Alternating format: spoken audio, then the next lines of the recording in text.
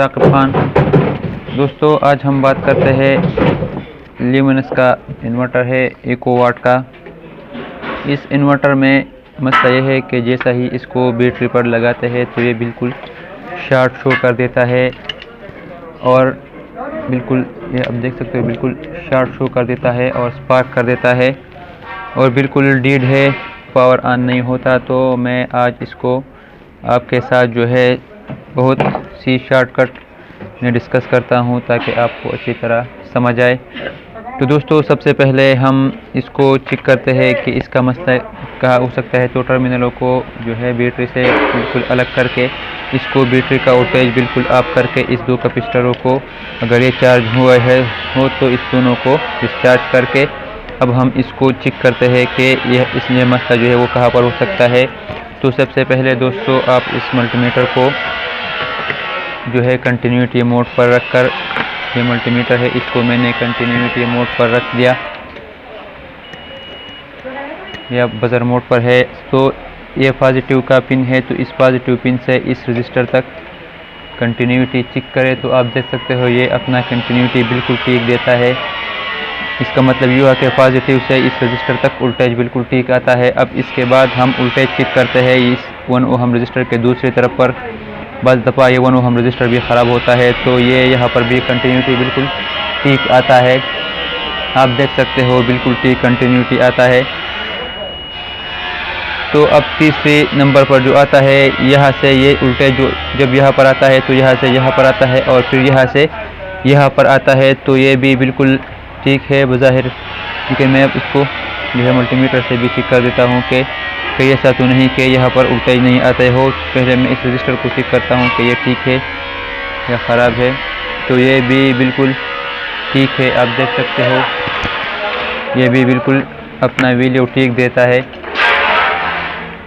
ये रजिस्टर भी बिल्कुल ठीक है। अब इस रजिस्टर के इस वाले तरफ से यहाँ पर वोल्टेज चेक करते हैं कि यह वोल्टेज कंटिन्यूटी आता है या नहीं। तो इस तरफ पर हम अब कंटिन्यूटी को चेक करते हैं। ये रजिस्टर का ये वाला तरफ है, इस तरफ से लेकर यहाँ तक कंटिन्यूटी आना चाहिए जैसा कि यहाँ पर आता है।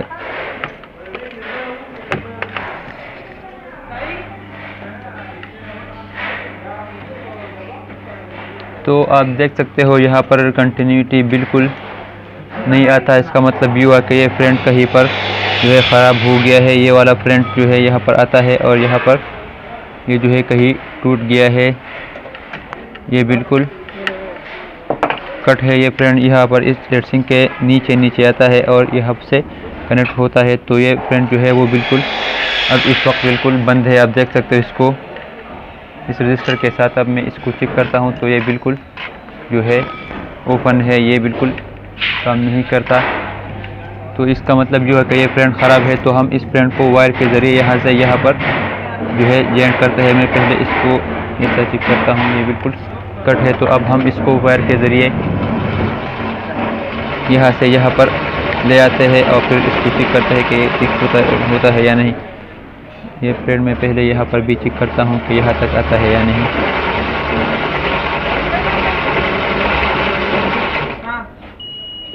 तो ये फ्रेंड जो है यहाँ तक आप देख सकते हो, यहाँ तक बिल्कुल ठीक है।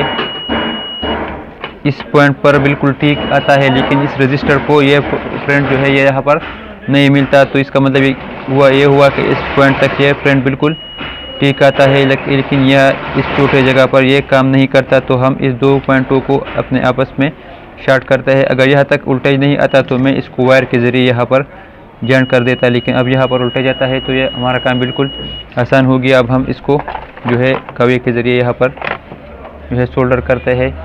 आप देख सकते हो इस जगह को, इस दो पॉइंटों को अपने आपस में सोल्ड करते हैं और फिर इसको चेक करते हैं कि यूपीएस जो है वो ऑन होता है या नहीं।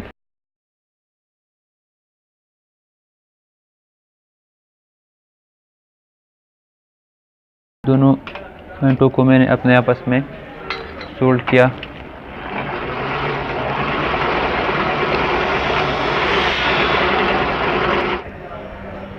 तो अब मैं इसको कनेक्ट करता हूँ, ये पॉजिटिव और ये नेगेटिव।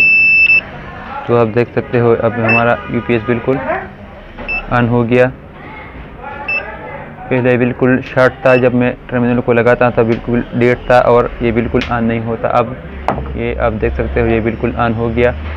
तो हमारा मसला जो था वो यहाँ से यहाँ पर करंट नहीं आता था, तो इससे ये जो वोल्टेज है उस रजिस्टर पर नहीं मिलता था और इस आईसी को नहीं मिलता था, तो इसकी वजह से ये आप था।